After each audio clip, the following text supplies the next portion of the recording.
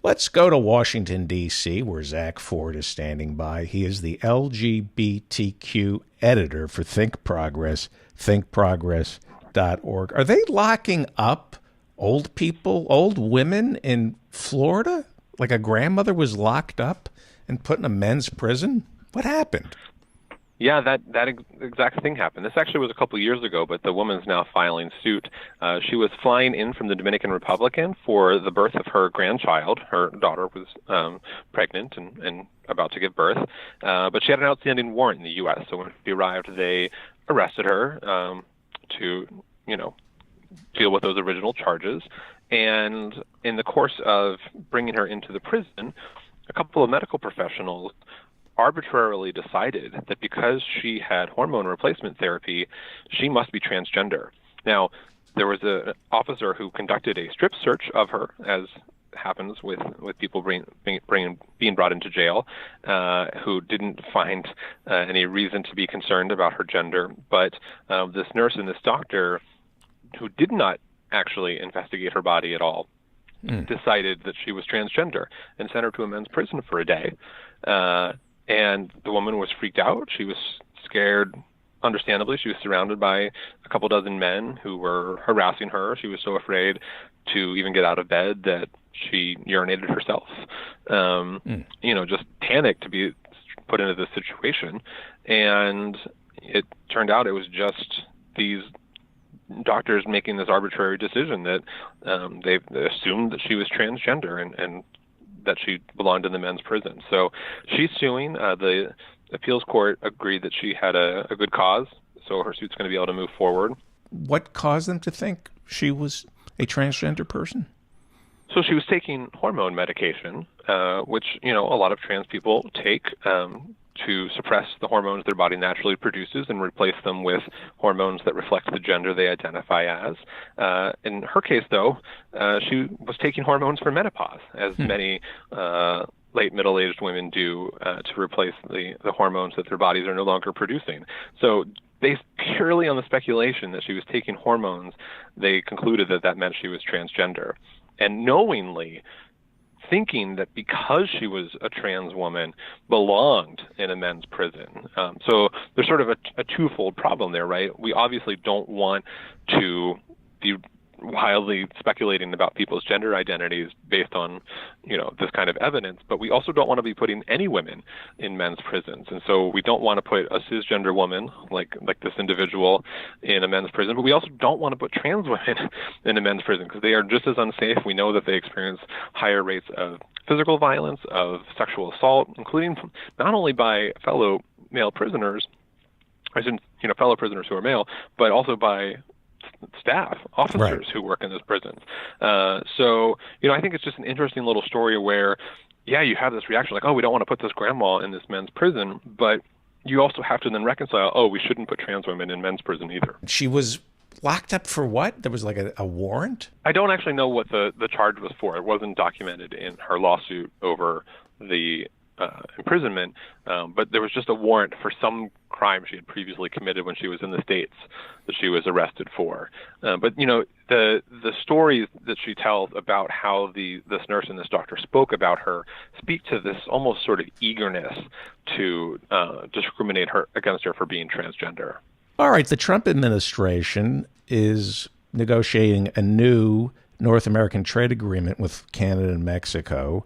What did Trump do to the transgender people on a trade agreement? Sure. Well, we should say that this has been signed, right? We had the signing ceremony last week when they were all at the G20. But it has to be approved. Doesn't have to be approved though by the Senate. It still has to be approved by Congress. Yeah. But the leaders of the country have finished their negotiations at least. Right. So this is the new North American trade agreement with Canada and Mexico, and language had been put in there saying that all three countries would work to establish policies that prevent employment discrimination on a whole range of categories, but including sexual orientation and gender identity. And so this would have required the United States, in order to comply with this agreement, to extend LGBT employment protections nationwide, which, as we've discussed in the show before, while some people have found them in courts through interpretations of other laws, we don't have any explicit LGBT employment protections at the federal level. And what the Trump administration did was insert this footnote. And the footnote, everyone skips the footnote, so sometimes the most important things are in there. And this footnote said that the United States' existing federal agency policies regarding the hiring of federal workers are sufficient to fulfill the obligations set forth in this article. What that means is, I think we even talked about this just last week, but President Obama had signed an executive order protecting all federal employees who work for the federal government, as well as people who work for any contractor of the federal government. So extending LGBTQ protections to a lot of workers, but still not everybody. What this footnote says is that that's good enough, and that the United States doesn't actually have to protect all of the other workers in the country who aren't protected by that executive order. How are they protected in Canada and Mexico? Well, so Canada has much better. They've always been ahead of us in terms of LGBTQ protections. I don't know as much about Mexico, but the footnote only refers to what the United States has to do to fulfill these obligations. So there is no carve-out for Canada or Mexico to do less than full LGBTQ employment protections, but there is this carve-out for the United States.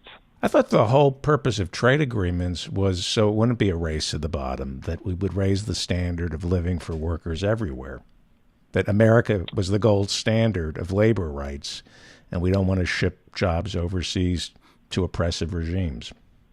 That's a really great sentiment. It's just not true of the Trump administration. The footnote even specifies that Congress would not have to do anything to alter Title VII in order to be in compliance with the agreement. And so Title VII is this law that we've talked about before, which has protections on the basis of sex. And many courts have said, sex applies to sexual orientation because you're sexual stereotyping people and things like that. And it applies to gender identity because, just as we would consider someone converting religion, if you discriminate against someone for converting, you're discriminating against them based on religion. So discriminating against someone for transitioning should be discrimination on the basis of sex. The courts have found that, but the Trump administration has argued in court not to interpret it that way. And so by including this other piece in the footnote that the law doesn't have to be changed, it gives the Trump administration leeway to continue the work they've done to dismantle these protections. The Miss Universe pageant. Does he still own the Miss Universe pageant? I think he sold that off, right? He does not, no. Okay. He does not own it anymore. Miss Spain is Angela Ponce. Did I pronounce that right? Probably Ponce, but Ponce. I'm not sure. And she's quite beautiful, and a lot of people think she's going to win the Miss Universe pageant. Why aren't people happy about that? Well, some of our favorite conservatives are very upset because of the fact that Ponce is transgender. And, she has faced a number of roadblocks in past pageants as well. She was part of the Miss World pageant, which is a different pageant from Miss Universe, and got to the finals only to learn that even if she competed, the rules prevented her from winning just because she was transgender. But she hasn't given up. We should say that Miss World has since changed their rules, but not in time for her to have actually won if she could have. But she's now competing in Miss Universe, and the reason that conservatives are worried is actually because the booking sites that, sort of assess who's, going to win so that people can wager and place their bets, those bookies are saying that she's favored to win. Mm-hmm. And this has prompted conservatives to say, why, it's not fair if a transgender person gets to compete against other women. This made me laugh, really. I was reading you over Think Progress. This made me laugh very hard. You wrote a column at The Blaze Wednesday, states simply, somehow it doesn't seem very fair, does it? And you write, the article does not bother to explain why Ponce's presence in the Miss Universe competition is unfair. What advantage does she have by being... Yeah, I don't know the answer to that. This comes up a lot in sports, and the article in the Daily Wire, which we know is run by Ben Shapiro and it's very transphobic, mentions that this comes up a lot in sports. And all of the sport regulating organizations have said, look, if you're on, hormone replacement therapy for X amount of time, usually about a year, you're not benefiting from the advantage of those hormones anymore, and it's fair for you to compete. So it's really not an issue as far as any of the big athletic organizations are concerned. But once you create that opportunity, we've actually seen like some trans athletes excel, and they get all up in arms like, these, students in high school who took puberty suppressors and so haven't even really gained the advantage that they should from their sex hormones somehow have this advantage. So like there's this whole perception that competitions are rigged for transgender people to benefit because they do hormones. But not only is that not true, it doesn't explain how a beauty contestant would have an unfair advantage. So they're very much up in arms about that. But I think the other reason that they're so triggered, being the snowflakes that they are, is that she did an interview recently with Time Magazine where they specifically asked her about, Trump used to own this and has been, very anti-trans in his administration. How do you feel about, if you should win? And she said it wouldn't just be a message to him, it would be a win for human rights. Trans women would be seen as women if I have this victory. And even if Trump still owned it, she would compete because she doesn't think that he's a bad person for being transphobic.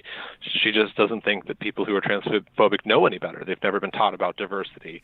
And so I think that not only is she favored to win by these bookie sites, but these prods at Trump and at people who oppose trans equality really have these snowflakes triggered.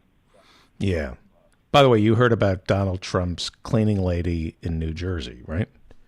I did not. Tell me. She's undocumented.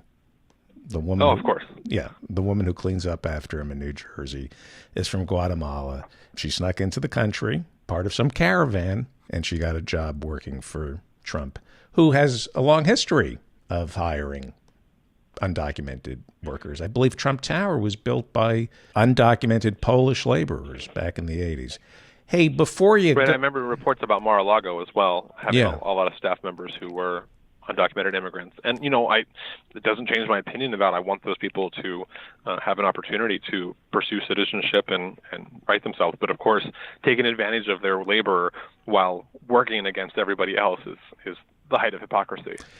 Yeah, and there is an analog to the LGBTQ community and Dreamers, because the suicide rate, I don't know what the suicide rate is among Dreamers, but you're a non-person, and it's torture what they're doing to the Dreamers. And we've also found a lot of solidarity between the queer movement and the immigrant movement in regards to the common experience of coming out and having to hide your status. Psychologically, it's very similar, even if, your immigration status is not part of your biochemistry and psychology the way a sexual orientation or gender identity is. The experience of moving through society, interacting with people, and having to hide a part of who you are to protect yourself from discrimination is very common ground that has built a lot of solidarity between the two communities, besides the fact that, a lot of our immigrants are fleeing anti-LGBTQ violence. And so there are a lot of people who are both undocumented immigrants and queer. Yeah. And it's pure scapegoating. It's distracting from the inequality of wealth in this country. 300 people control all the wealth in this country, and anything for a distraction. George Herbert Walker Bush was laid to rest this week. Your thoughts on the man? I've really struggled with this because I think we've seen a whole lot of hagiographies this week, bestowing just all kinds of different praise on him. And for me, I wasn't here for it, particularly because, he passed late Friday night, and Saturday was World AIDS Day, a day where we commemorate and remember all of the people who continue to fight AIDS or who have died from it. And over 100,000 people died of it under his watch when he was president, let alone how many, when the epidemic first rose under Reagan, when Bush was his vice president. And, not only did he cut funding to it, but when called to question on it during a debate, he specifically said that it was a question of behavior, basically saying that if gay people just quit being gay, they wouldn't be dying. And I really struggled. I even saw, other gay men that I knew, praising him in different ways. And I don't want to always be the bad guy that focuses on the negative things that a person did during their life. But because the praise was just so unbalanced, I've actually kind of been the Debbie Downer. Like, I'm not excited to mourn this man because he did little to mourn the 100,000 more people that died under his watch. So that's basically how I feel about it. It's religion. There's this blind faith in our government, and when they die, when the presidents die, we're supposed to surrender everything and honor them, and it becomes sacrilege to question former presidents or people like John McCain. There's a part of me that gets it because I've said this on the show quite a number of times since he died.